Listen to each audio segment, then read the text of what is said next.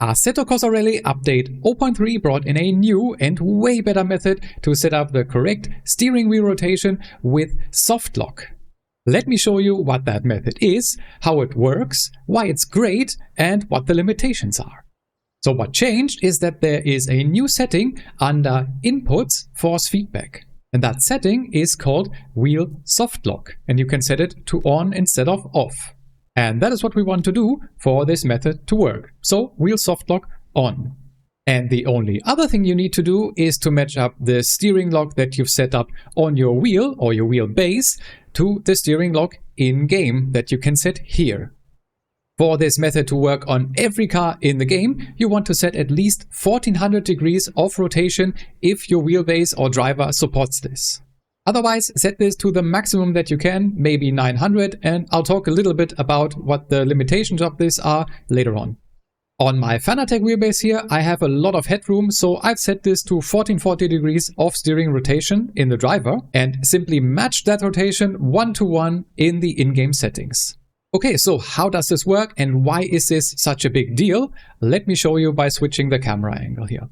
I'll show you two cars with these settings in action, the first one being the Fabia RS82, which as you can see in the bottom right has a steering rotation of 540 degrees in real life and therefore also in game. To see what's going on, we're gonna switch to the camera perspective with the wheel actually visible, and then you will see as I turn the wheel here, we are getting a 1-to-1 match between my real life wheel and the in-game wheel, meaning that when we turn our wheel completely, we will get the same rotation as the car in game. So we turn the actual wheels of the car in the same way that you would in real life.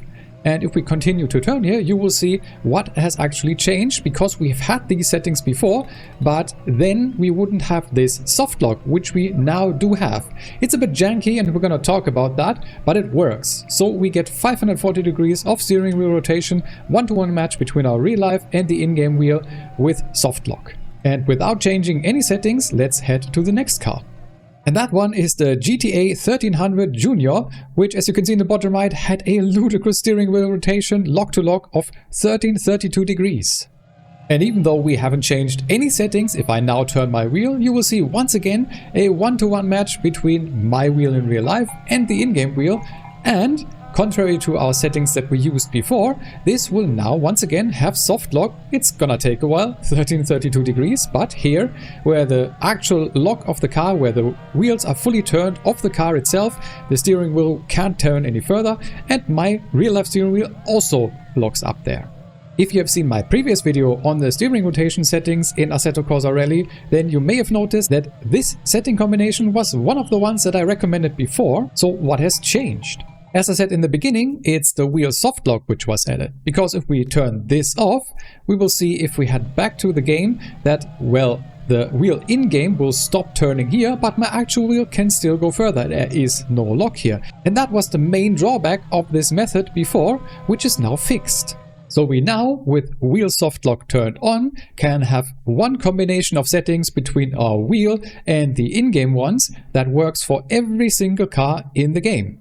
So no changing of any settings, but you can have correct matching steering wheel rotation for every single car. So you don't have to worry that you may have forgotten to change anything if you drive in a different camera with the wheel not visible like I do regularly.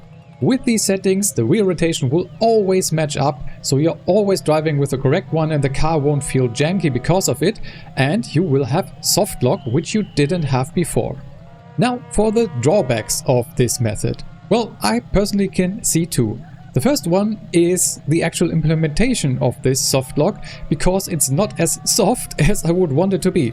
Because as you can see, when I turn the wheel to the locking point of the actual wheel in game, the resistance here is quite hefty and it kind of pushes the wheel back from that stopping point.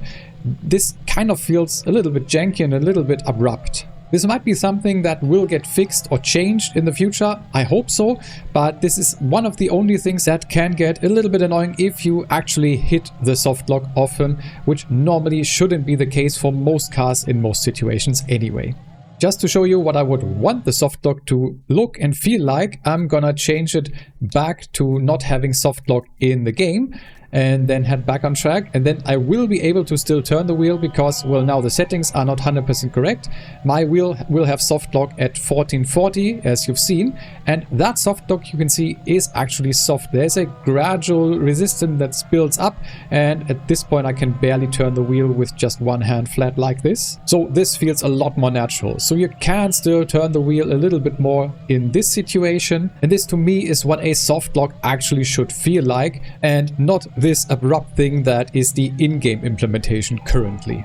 The other drawback of this method comes into play if your wheel or your wheel-based software does not support a wheel rotation that is greater than 1400 degrees. Say, for example, the entry-level Logitech wheels I think only support a wheel rotation of 900 degrees. Let me show you what that would look like.